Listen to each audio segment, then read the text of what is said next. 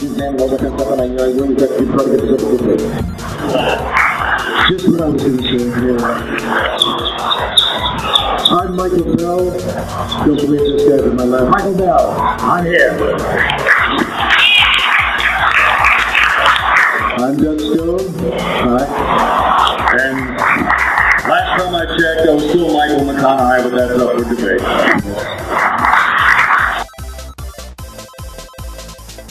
I did Blurr, and I did Punch, Counter Punch, and a bunch of other ones. When you go in to do your main character, they can give you extra characters and stuff. Vowel, Sideswipe, Blowtorch, Swoop, and ancillary voices for Transformer, and a bunch of voices Duke, and Greyhawk, and Blurr for G.I. Joe, and a bunch of others. Well, I guess I'm mainly here on the basis of M.A.S.K, which was 8 characters in that. Trakker, Honda McLean, Dusty Hayes, Bruce Sacco, Nash Story, and somebody will have to help me with the other names. But a bunch of those. And also, in Metal Gear Solid was Psycho Mantis, who was the antithesis of Trakker. And you've also been a bunch of monsters in Power Rangers. Oh yeah, there's a bunch of monsters in Power Rangers, and tons of anime, and tons of other original animation. It's reflected as a mask. But yes, I die and several other guys in the Power Rangers stuff. 8 characters in M.A.S.K, you just a freaking show off. And I've been in Transformers at Gen 1, Trakker Cosmos, in G.I. Joe Cross Country, Sergeant M. Blaze, Robert M. Blaze, Greensboro, North Carolina, invited up from North Carolina. You don't know where it is, because no one is half the battle.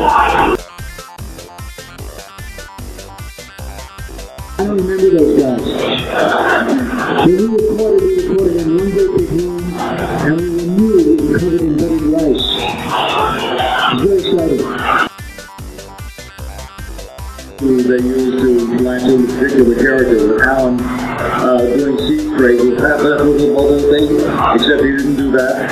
He would basically, he'd squat down like this, he'd grab his ears and bend them down like that, and become a hypercore. It was great. So you had to make sure that you didn't sound like the other character. We all have our basic voice, but if you did someone like Mel Blanc, who's brilliant voice animator, the voice wasn't so different in all those characters. It's just the acting approach, and then he added something to that. Whether it was whatever it was, it sounded different, and we couldn't do that as much, so we got to choose either lower our voice, raise our voice, or the region that was different. Whether you were Australian, or you were Cockney, or you were from the South, or you were from New York, you had to make those choices, and then you had to add to that attitude, phrasing. Sometimes phrasing had nothing to do with it. Sometimes the character would talk a little bit faster, sometimes the character would just draw it out, whatever it was, to make it different. I don't know if that answers your question. I have no idea what I'm talking about. And I was in an improv group with Hank in LA, and Hank would come up on stage and he'd start doing some character or something like that. Who's that, Hank? I didn't recognize him from the other. Oh, that's my Uncle Wolfus. He used to sit in the front porch and he'd say to everybody, comes by, how you doing? How you doing today? So Hank started a character based on Uncle Wolfus or whatever, and he would develop that and live that way. And he had said, as far as the Simpsons goes, almost every character he does is based on old film people that he's left off from and taken away from, often accepted relatives of the other people. All families, all actors are observers, or should be observers. And like all great actors, we work from life. I've got no favorites.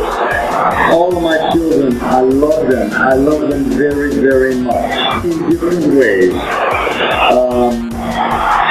But the one that I've been doing most lately is the Litch King, I guess. How many of you have killed me a lot? Thank you.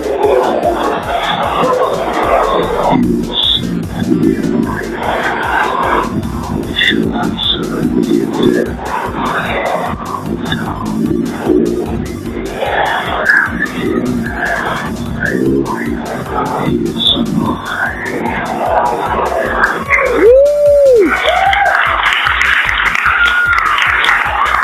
Did you call my room last night?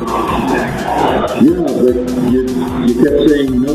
I said, let me get a cigarette. Wait a minute. Okay. Boy. Well, my favorite voice is actually not a lot better in the cartoon. So I'll give you a cartoon one or a game, and I'll give you Psycho. But the favorite one I've done where I've voice matched him in a film that he didn't want to do himself. He said, Joe Pesci. Joe Pesci doesn't like to come in and do his own voice. So some other people's got to come in and do it at Pat Ford. So let's show. You know, what are you going to do, right? He's at the golf course. That's tremendous. I recall. And I've not done it in a great many years. Such a legend. Observational call. That's you.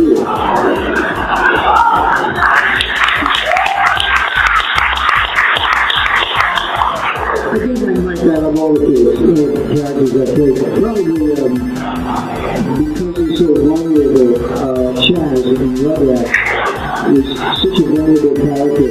And when I heard Christine, now passed on, who played the original character of Chucky, I heard her and she had an Admiral character that she did, so I thought I would have the father have the same Admiral character. So great about that. So really incredible, hard to believe that she would die, and it's ready to go, everybody. And it was kind of funny because he's a vulnerable character, and especially in Mother's Day, especially when he actually explained to his son why Mother is not around. And it was really a chance to do some acting rather than shouting and screaming and yelling, Wonder! And ripping my throat out. Well, of course, I love Blurr. He was fun, and he stuck with me for years. He things are like, and